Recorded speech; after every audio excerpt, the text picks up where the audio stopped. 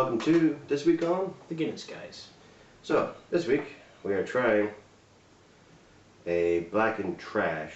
Now this is made with Guinness Draught as usual and the king of beers, apparently, Budweiser. So, we're going to get on pouring this. Going to go with the Budweiser first. As is our rule to pour the guest beer. Guest beer first, yes. No, it doesn't look awful. We're not particularly won over on the king of beers bit, but you know. Not really. Give me a Miller High Life any day. Okay. That's... yeah, smells the same. That's it for the king of beers. On to probably the actual king of beers, Guinness. Now, last week a lot of the problems I had with the pour was splashing. Now, this week this looks much better. It's still doing a lot of off-gassing here from the Guinness hitting the Budweiser, because the Budweiser is a very fizzy beer. But no massive spill this time. That's actually settling nicely. That looks incredible. Yeah. I'd say from the massiveness of the head, you can already see there's a small layer of Budweiser here already. Don't know if you can pick that up in the camera. I'm going to hold it up there, maybe they can see it. That's amazing. It is, yeah. This actually, it does look a much more stark contrast than I thought it would. Mm. This spice turned out almost perfect. Mm.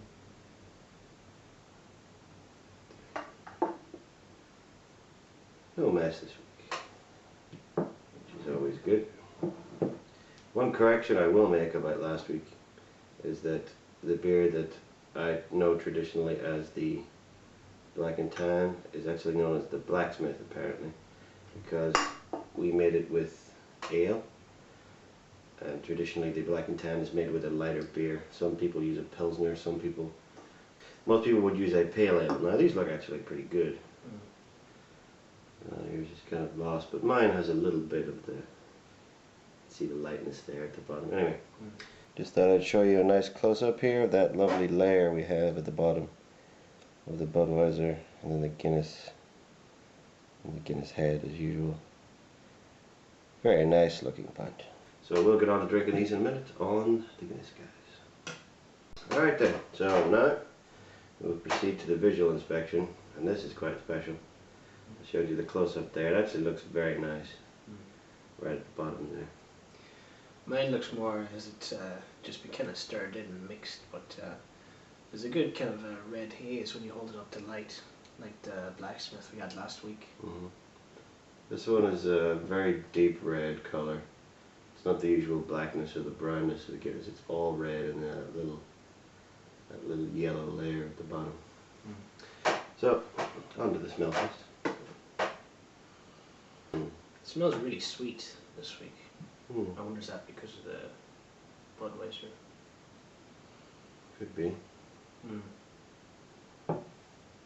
Because last week when we were talking about mixing ale and it being very heavy, and then when you bring something light, such as Budweiser, it kind of brings out a bigger sweetness to it. Yeah, I think there's that. You're definitely getting that Budweiser hop in there, whatever that is. Maybe that's that rice smell that's with the sweetness. Yeah. There's rice in Budweiser, which I've always found a little suspect, but what are you going to do? Here's two. Black and trash.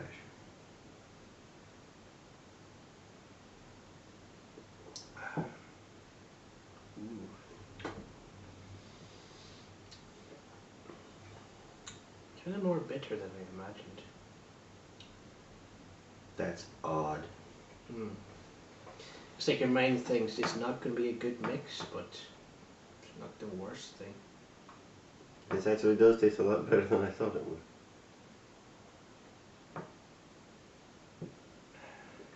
Maybe they just call it the black and trash because of the whole image. Because it's a trashy beer, yeah, but well, what's going on there? You're definitely getting that Budweiser hop coming through.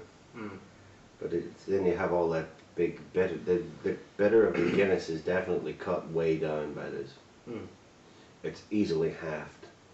The carbonation is kind of, most of the carbonation is knocked out of the Budweiser by the pour, but the head's still there. Well, I'd have to say the carbonation is not as aggressive as it was when it comes to just drinking Budweiser. Definitely a lot smoother, Like the Guinness kind of evens it out. Yeah, it knocks down a lot of that carbonation. Barely any bubbling going on, really. I'm still transfixed with this little layer at the bottom. Yeah. It's very nice. Hopefully we can get that with a better quality beer. But let's one more. Great lacing on mine. There is the thing that seems to happen is that initially the taste is Budweiser and then slowly the Guinness comes on. Anyway, out of 5 for taste. So what do we think? Well, I'd say the taste is not that bad actually. It's a little watery, but yeah. that's more mouthfeel than taste. I think the more I'm going down there, the more I'm getting Budweiser and less Guinness. So let's see how you do out of 5. Taste out of 5. I would say actually that the taste out of 5 is about a 3 out of 5. This is not nearly as terrible as I thought it would be. I imagined this was going to be atrocious. But it's actually not that bad. Yeah. I mean, some people do make their black and tan with harp, and I can see why. This is actually not unpleasant. So I'm going to have to give this a 4 out of 5. I'm going to give this a 4. I'd say I'd give mine a 3 out of 5. I mean, it is quite nice, but then again, it does have that kind of standard feel to it. It is. The combo is kind of, it's cheapened a little by the Budweiser. Maybe a better lager would be better, but it's not as terrible as I thought it would be. It's actually this is kind of pleasant. I could drink this in a pinch. I could drink this. Yeah. In a sense, it's not terrible, but it's not spectacular as well. It's not stellar, no. Okay, the combo. How does the combo work? Well, on looks, the combo is incredible. On looks, I mean, that really is.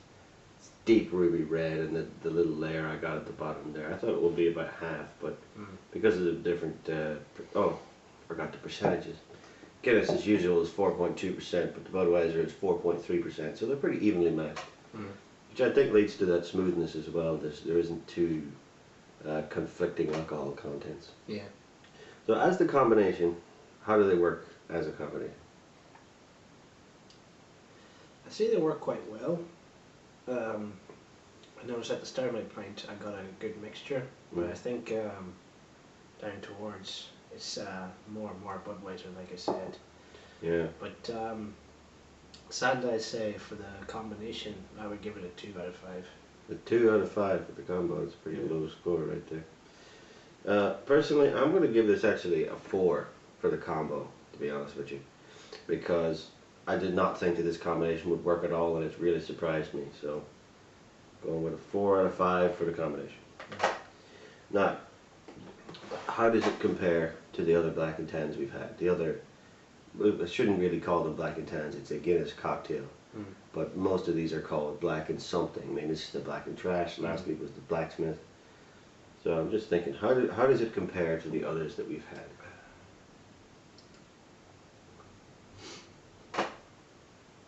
Well, I would say compared to last week, it's pretty okay.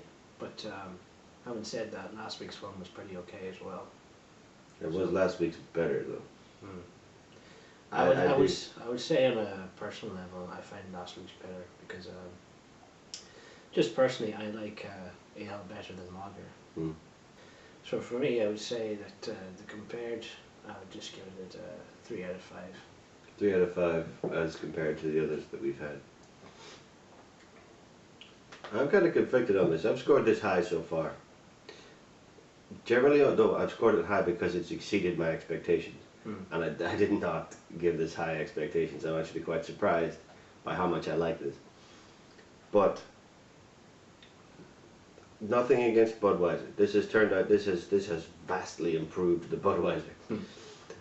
Nothing against Budweiser. If you like that kind of thing, then that's your thing, but I'm not a fan. But as compared to the other one last week, it's a little thin, it's a little watery, it's a little light on taste. The only thing I've really been impressed by is that it's so good when I thought it would be so bad. So as compared to the others, 1 out of 5.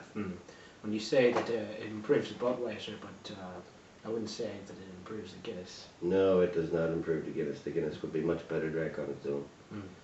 So, and of course, if you're into Budweiser, the Budweiser itself, you could say would be much better to be drank on its own. you could say that, yeah. I mean, to be honest, who is this catering to, this beer? Yeah. And Budweiser fans probably are not going to like this. Guinness fans are certainly not. Yeah. They're certainly not going to like this.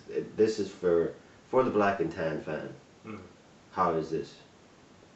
And I'd say, if you're interested in black and tan, I would seriously suggest giving this a try. It will surprise you. Yeah. But that's about the highest ranking I can give it. It's surprising how good it is. Anyway, the scores. And out of 15, Eamon's score is? 8. And out of 15, my score is 9. Now, last week, my score was 11 out of 15, and Eamon's was 12 out of 15. So 4 points lower for Eamon and 2 points lower for me. So it is ranked lower than last week. The only reason I scored it so high is because it surprised me. I mean, I could have this again in a week's time and not like it nearly as much. I think this was a good experiment, either way. I think the black and trash, go for it. At least try it. I'm not saying this is going to be a revelation to you, but give it a try. So, anyway, we will see you next week on The Guinness guys.